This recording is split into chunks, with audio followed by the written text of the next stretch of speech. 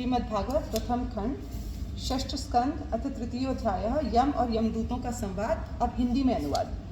राजा परीक्षित ने पूछा, भगवान, देवाधिदेव धर्मराज के वश में सारे जीव हैं और भगवान के पार्षदों ने उन्हीं की आज्ञा भंग कर दी तथा उनके दूतों को अपमानित कर दिया। जब उनके दूतों ने यमपुरी में जाकर उनसे अजामिल का वृत्तांत कह सुनाया, तब सब कुछ सुनकर उन्होंने अपने दूतों से क्या कहा? ऋषिवर, मैंने पहले ये बात कभी नहीं सुनी कि किसी ने किसी भी कारण से धर्मराज के शासन का उल्लंघन किया हो। भगवान, इस विषय में लोग बहुत संदेह करेंगे और उसका निवारण आपके अतिरिक्त दूसरा कोई नहीं कर सकता, ऐसा मेरा निश्चय है। श्री सुखदेव जी ने कहा, परीक्षित, जब भगवान के पार्षदों ने यमदूतों का प्रयत्न विफल कर दिया, तब उन लोगों ने संयमनीपुरी के स्वामी एवं अपने शासक यमराज के पास जाकर निवेदन किया। यमदूतों ने कहा, प्रभु, संसार के जीव 3 प्रकार के कर्म करते हैं, पाप, पुण्य अथवा दोनों से मिश्रित। इन जीवों को उन कर्मों का फल देने वाले शासक संसार में कितने हैं? यदि संसार में दंड देने वाले बहुत से शासक हों तो किसे सुख मिले और किसे दुख मिले, उसकी व्यवस्था एक सी ना हो सकेगी। संसार में कर्म करने वालों के अनेक होने के कारण यदि उनके शासक भी अनेक हों तो उन शासकों का शासकपना नाम मात्र ही होगा। जैसे एक सम्राट के अधीन बहुत से नाम मात्र के सामंत होते हैं। इसलिए हम तो ऐसे समझते हैं कि अकेले आप ही समस्त प्राणियों और उनके स्वामियों के भी अधीश्वर हैं। आप ही मनुष्य के पाप और पुण्य के निर्णायक, दंडदाता और शासक हैं। प्रभु, अब तक संसार में कभी भी कहीं भी आपके द्वारा नियत किए हुए दंड की अवहेलना नहीं हुई थी, किंतु इस समय 4 अद्भुत सिद्धों ने आपकी आज्ञा का उल्लंघन कर दिया है। प्रभु, आपकी आज्ञा से हम लोग एक पापी को यातना गृह की ओर ले जा रहे थे, परंतु उन्होंने बलपूर्वक आपके फंदे काटकर उसे छुड़ा दिया। हम आपसे उनका रहस्य जानना चाहते हैं। यदि आप हमें सुनने का अधिकारी समझें तो कहें। प्रभु, बड़े ही आश्चर्य की बात हुई कि इधर तो अजामिल के मुंह से नारायण ये शब्द निकला और उधर वे डरो मत कहते हुए झटपट वहां आ पहुंचे। श्री सुखदेव जी कहते हैं, जब दूतों ने इस प्रकार प्रश्न किया, तब देव शिरोमणि प्रजा के शासक भगवान यमराज ने प्रसन्न होकर श्री हरि के चरण कमलों का स्मरण करते हुए उनसे कहा। यमराज ने कहा, दूतों, मेरे अतिरिक्त एक और ही चराचर जगत में स्वामी हैं। उन्हीं में ये संपूर्ण जगत सूत में वस्त्र के समान ओतप्रोत है। उन्हीं के अंश ब्रह्मा, विष्णु और शंकर इस जगत की उत्पत्ति, स्थिति तथा प्रलय करते हैं। उन्हीं ने इस सारे जगत को नथे हुए बैल के समान अपने अधीन कर रखा है। मेरे प्यारे दूतों, जैसे किसान अपने बैलों को पहले छोटी छोटी रस्सियों से बांधकर फिर उन रस्सियों को एक बड़ी आड़ी रस्सी में बांध देते हैं, वैसे ही जगदीश्वर भगवान ने भी ब्राह्मण आदि वर्ण और ब्रह्मचर्य आदि आश्रम रूप छोटी छोटी नाम की रस्सियों में बांधकर फिर सब नामों को वेदवाणी रूप बड़ी रस्सी में बांध रखा है। इस प्रकार सारे जीव नाम एवं कर्म रूप बंधन में बंधे हुए भयभीत होकर उन्हीं ही अपना सर्वस्व भेंट कर रहे हैं।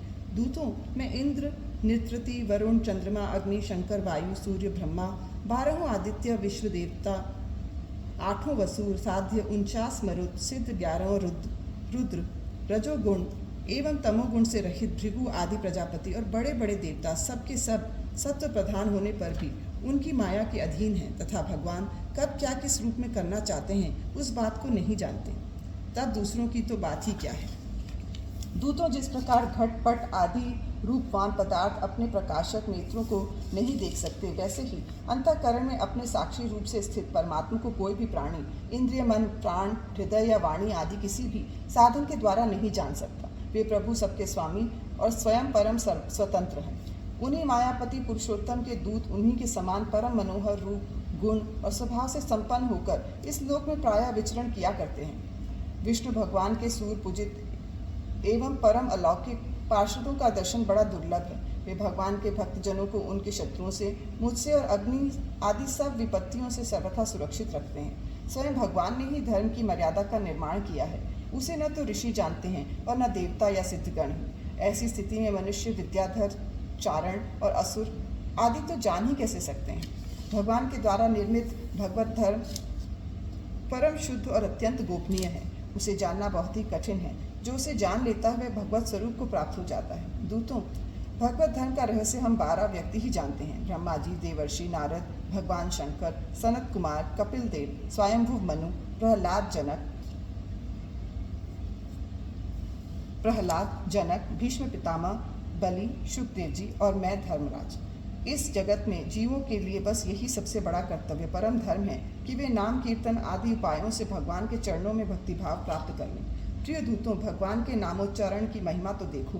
अजामिल जैसे पापी भी एक बार नामोच्चारण करने मात्र से मृत्युपाश से छुटकारा पा गया।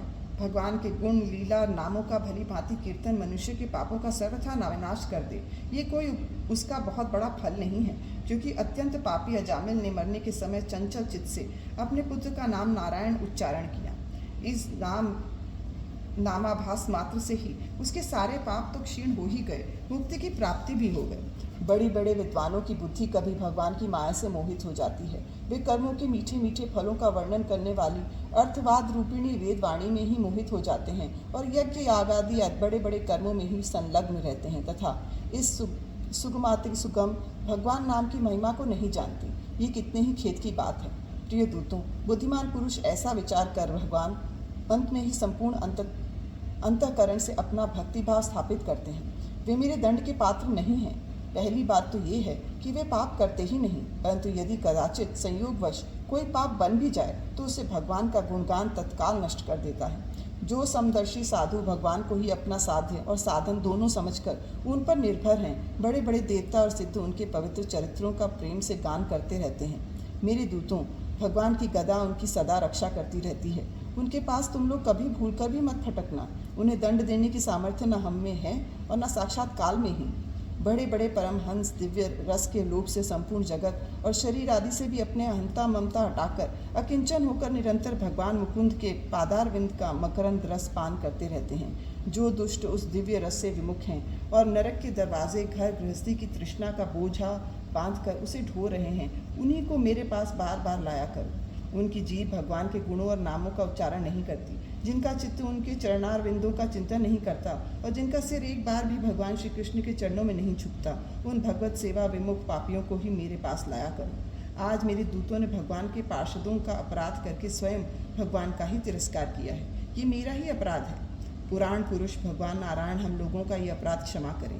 हम अज्ञानी होने पर भी हैं उनके निजजन और उनकी आज्ञा पाने के लिए अंजलि बांधकर सदा उत्सुक रहते हैं। अतः परम महिमान्वित भगवान के लिए यही योग्य है कि वे क्षमा कर दें। मैं उन सर्वांतर्यामी एक रस अनंत प्रभु को नमस्कार करता हूँ। श्री सुखदेव जी कहते हैं, परीक्षित, इसलिए तुम ऐसा समझ लो कि बड़े से बड़े पापों का सर्वोत्तम अंतिम और पाप वासनाओं का भी निर्मूल कर दंड डालने वाला प्रायश्चित यही है कि केवल भगवान के गुणों, लीलाओं और नामों का कीर्तन किया जाए। इसी से संसार का कल्याण हो सकता है। जो लोग बार बार भगवान के उदार और कृपापूर्ण चरित्रों का श्रवण कीर्तन करते हैं, उनके हृदय में प्रेममयी भक्ति का उदय हो जाता है। उस भक्ति से जैसे आत्मशुद्धि होती है, वैसे कृच्छ चांद्रायण आदि व्रतों से नहीं होती। जो मनुष्य भगवान श्री कृष्णचंद्र के चरणारविंद मकरंद रस का लोभी भ्रमर है, वह स्वभाव से ही माया के अपात्रम्य, दुखद और पहले से ही छोड़े हुए विषयों से फिर नहीं रमता।